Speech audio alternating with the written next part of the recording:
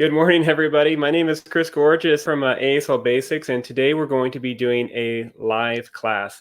This is definitely outside of my comfort zone, but today we're going to be going over the 3 fundamental keys of learning any language. And so this is going to be focused primarily on sign language, but this is actually going to be applicable to learning any language. So if you're interested in learning the language more quickly, forget less, and also to communicate more, then this class is going to have a lot of value for you. Before we get started, just go ahead and let me know what languages are you currently learning, and what kind of struggles are you trying to overcome, or what kind of roadblocks are you facing with learning a new language. With all of that said, we're going to go ahead and jump right into it, and we're going to go into the very first key to learning a new language, and that key is input. And so this has a more technical term. It's called comprehensible input in academia, but in a nutshell, it basically just means that you're trying to increase your exposure. So really quickly, we're going to go over why that's important and also how we can do it. And so why is it important? I'm going to just really briefly talk about this study that was really interesting. And it was called the Hart-Risley study. It was done back in 1999. And basically what they did is they would study early childhood language acquisition and why some children had a larger vocabulary than others, and the role of exposure into that. And so this study was conducted over a decade, and 6 of those years were just spent typing and coding and analyzing 30,000 pages of transcripts. But basically what they did is they sat in about an hour every day with families, and they recorded how many words the children were exposed to. And the really interesting part about that is the correlation between the number of words that were in the child's vocabulary compared to how many words those kids were exposed to. So I'm going to show you a quick graph right here. And so what this graph represents is the vocabularies of 3-year-olds. And so you'll notice that there's a pretty big jump in vocabularies. So on the low end, you'll see 525 words, middle end 749, and then 1,116.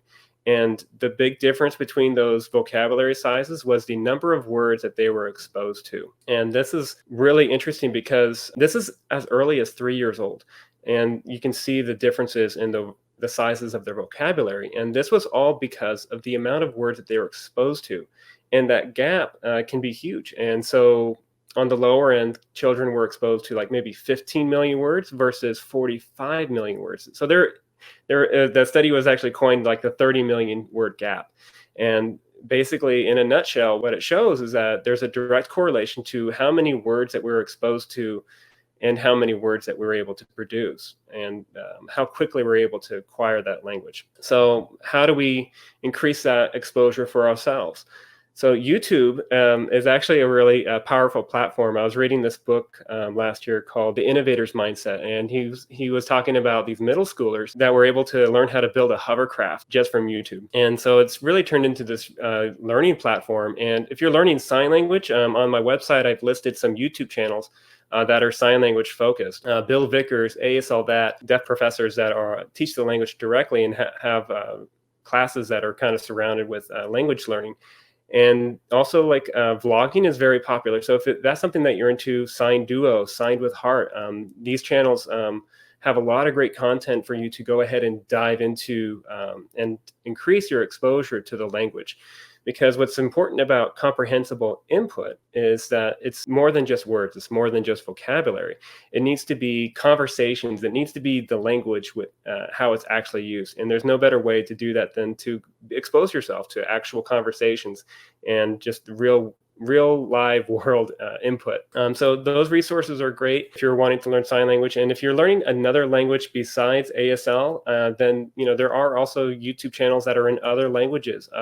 Whatever target language that you are learning, then you need to be exposing yourself to that language as much as possible. There's more resources too. So movies, if you want to expose yourself to more of the language, to more of the culture. Again, these are more sign language focused. Your Name is Jonah, Sound and Fury, Wonderstruck, A Quiet Place. These are all have deaf actors, actresses. They incorporate sign language and touch on deaf culture a little bit. TV show, Switched at Birth. This is a great TV series. It came out about 10 years, I think it was. But this also includes deaf actors and actresses, and they use sign language throughout every episode. And they really dive deep into the culture. And so if that is a TV series that you haven't watched yet and you're learning sign language, that's a great one to get started with. And I also listed like signing time, baby signing time.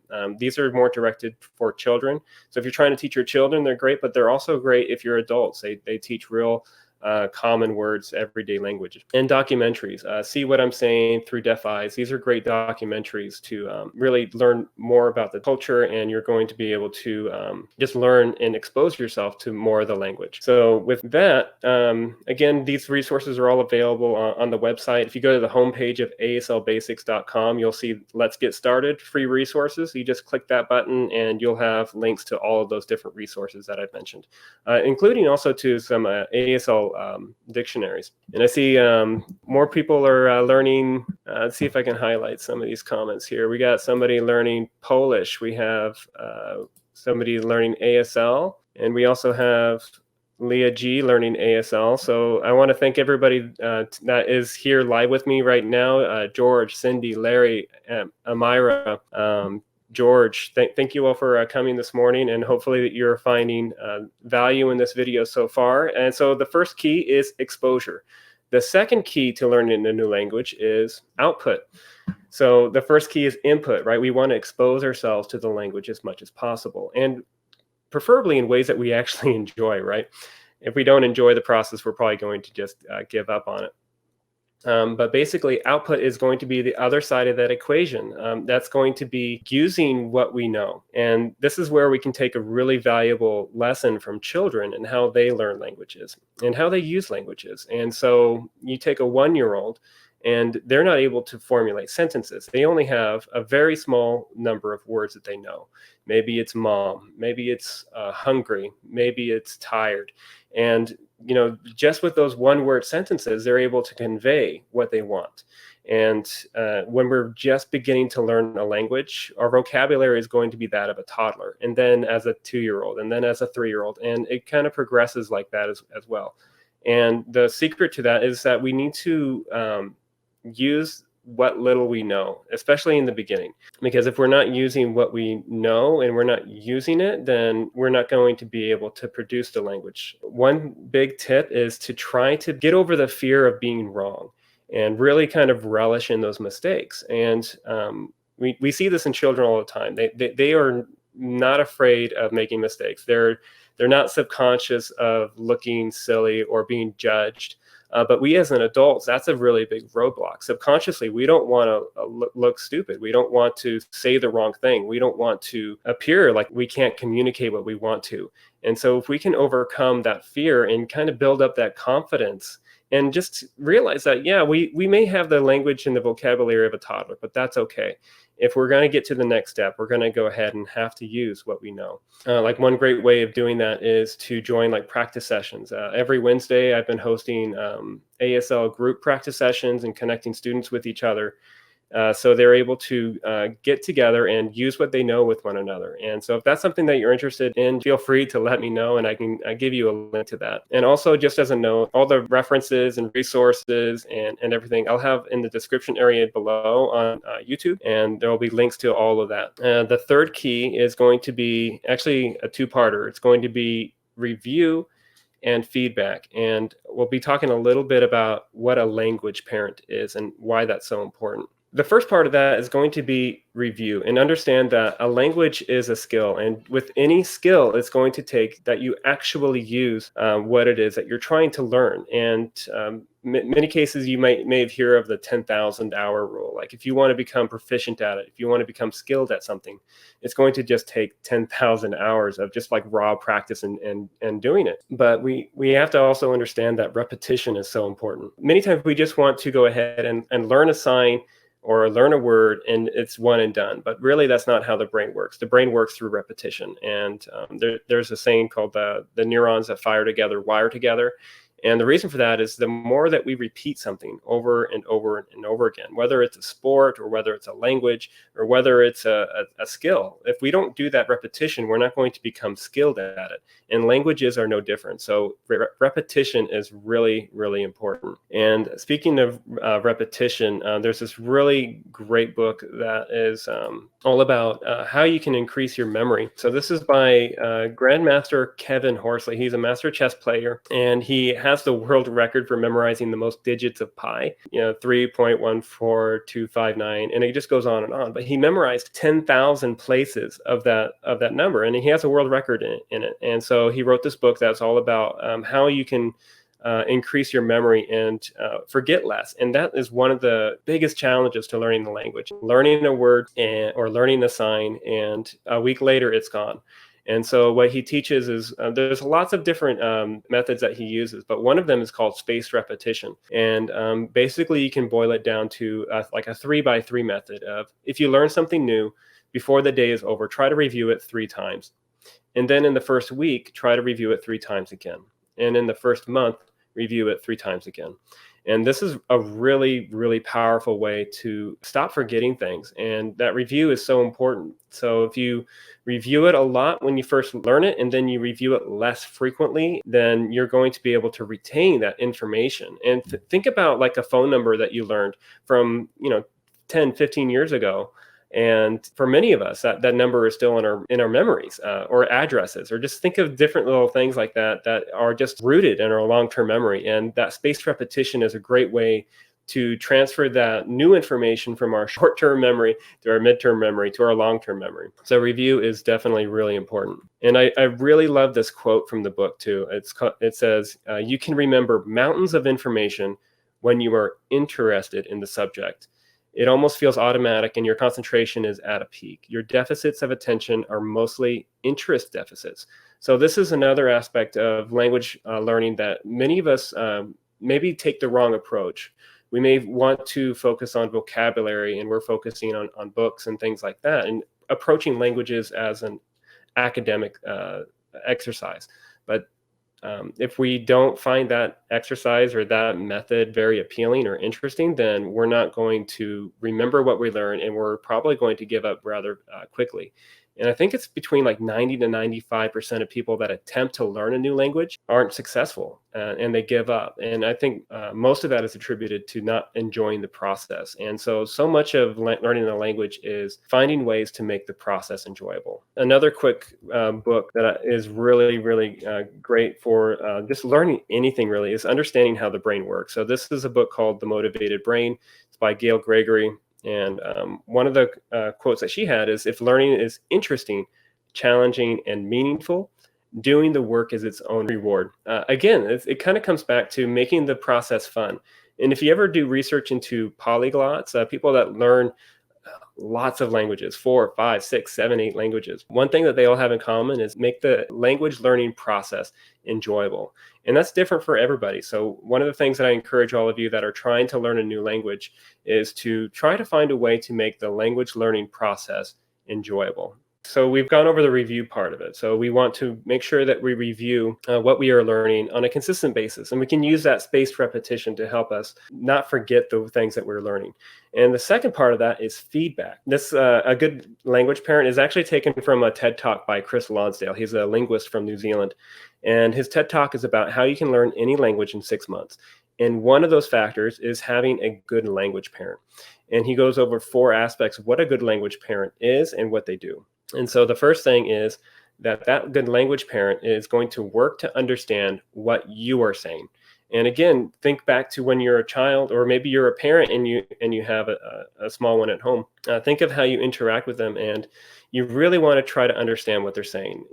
If they say hungry, you're going to want to know what they're hungry for. If they're tired, you're going to want to put them down for a nap. And it's trying to figure out what it is that they're saying. And when you're learning a new language, having a good language parent, somebody that is going to really put in the effort to try to understand what you're saying, can go a long ways. The second part of that is they're not going to correct every single mistake. And this can be really difficult when somebody is fluent and then somebody is learning. And if you are being corrected, now don't get me wrong, like feedback and positive criticism is really important to that entire process. But if somebody's being corrected on every single mistake, on every single sentence that's coming out of their mouth or out of their hands, then that person is going to get really discouraged really quickly. So if you're going to be a good language parent, or if you want to seek a good language parent, finding somebody that won't, criticize every mistake that you do is going to be really important.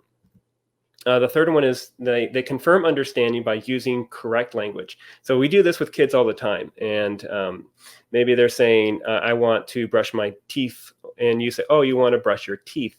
And you model what the language is actually supposed to be like. So you want to make sure that you can find somebody that will give you that positive feedback and kind of give you those corrections along the way. And then the fourth one is using words that the learner knows. And so if you're talking to a child, you're not going to be using words like, hey, you need to increase your comprehensible input. That's just going to go right over the kid's head. And we as language learners, we have a very limited vocabulary. So it's really important that we try to use the words that we're familiar with. And that is true on both sides of the equation. If you're looking for a good language parent, make sure that you can find somebody that is going to use words and signs that are maybe you're not familiar with yet, but is willing to kind of put in the work and effort to help you build up your vocabulary and really reinforce the language that you already know, which kind of goes back to that output, using what you know. And again, like the TED Talk that this is from, I'll have a link to that TED Talk in the description area down below if you're watching this on YouTube. And let me know if you're live here today. Let me know if this is providing value. Are you finding this interesting, the 3 keys to learning a new language? And basically, we're just going to go ahead and bring it all back home again and go over the 3 keys, or the 3 fundamental keys to learning a new language. And remember, the first one is going to be input. That's going to be exposing yourself to the language as much as possible. The second one is output, trying to use the language as much as you can, no matter the size of your vocabulary, whether you've been learning for a week or whether you've been learning for 10 years, just constantly using the language that you are wanting to be fluent in. And then the last one is going to be the review and feedback. Make sure that you're reviewing what you learn on a consistent basis and getting feedback from somebody that can be a good language parent for you. Thank you so much for everybody coming up. And remember, input, output, and feedback. If you can get those 3 fundamental keys, you're going to make your life a lot easier with learning the language. If you want to learn more sign language, both my wife and I tutor on one-on-one. So you can check out that website, or you can check out patreon.com/ASL Basics. And we have various one-on-one tutoring programs available there. If you found this class valuable, be sure to go ahead and click the like button on YouTube. And if you want more classes like this, you can subscribe. And if you click that bell notification down there, it'll send you a notification before any of these events go live again. So that way you can jump in and be part of the class.